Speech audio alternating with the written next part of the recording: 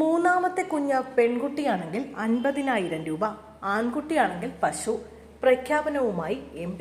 തന്റെ മണ്ഡലത്തിൽ മൂന്നാമത്തെ കുഞ്ഞിന് ജന്മം നൽകുന്ന സ്ത്രീകൾക്ക് സമ്മാനങ്ങൾ വാഗ്ദാനം ചെയ്ത് TDP MP കാളിസെട്ടി അപ്പള നായിഡു. മൂന്നാമതായി പെൺകുഞ്ഞിന് ജന്മം നൽകിയാൽ 50,000 രൂപ ഫിക്സഡ് ഡെപ്പോസിറ്റായി നൽകും. ആൺകുഞ്ഞാണെങ്കിൽ ഒരു പശുവിനെ സമ്മാനമായി നൽകുമെന്നും MP പറഞ്ഞു.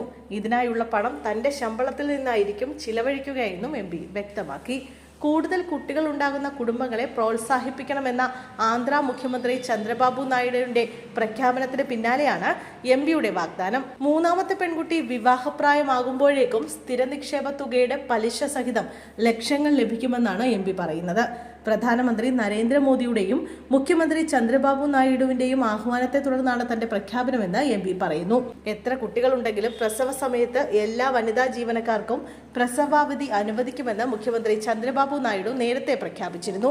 വരും വർഷങ്ങളിൽ സംസ്ഥാനത്തെ യുവജനസംഖ്യ വർദ്ധിപ്പിക്കുന്നതിന് കഴിയുന്നത്ര കുട്ടികൾക്ക് ജന്മം നൽകണമെന്ന സന്ദേശമാണ് മുഖ്യമന്ത്രി നൽകിയത്.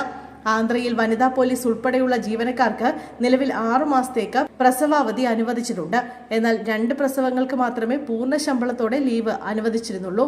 ഇനി സ്ത്രീകൾക്ക് എത്ര കുട്ടികളുണ്ടെങ്കിലും എല്ലാവർക്കും പ്രസവ അവധി അനുവദിക്കുമെന്നാണ് മുഖ്യമന്ത്രിയും ആഭ്യന്തരമന്ത്രിയും പ്രഖ്യാപിച്ചത്. കുടുംബാസൂത്രണം എന്ന ആശയത്തിൽ നിന്ന് മാറുകയാണെന്ന് പ്രഖ്യാപിച്ച ചന്ദ്രബാബു നായിഡു 2ൽ കൂടുതൽ കുഞ്ഞുങ്ങൾക്ക് ജന്മം നൽകാൻ ജനങ്ങളെ പ്രോത്സാഹിപ്പിക്കുന്നതിന് വിവിധ പരിപാടികളും ആസൂത്രണം ചെയ്ത് വരികയാണ്.